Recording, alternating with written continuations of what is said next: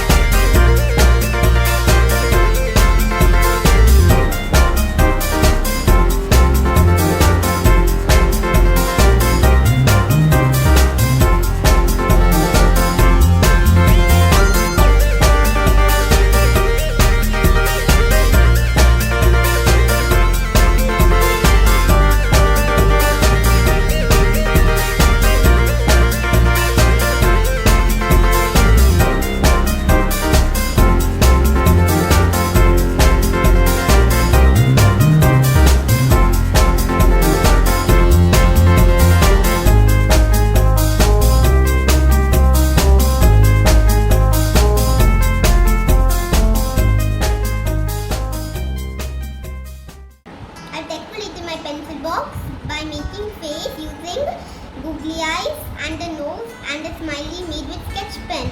Also I've filled my pencil box with pencil, sketch pen, sharpener, scale and scissors. I hope you all liked it. Happy crafting to everyone.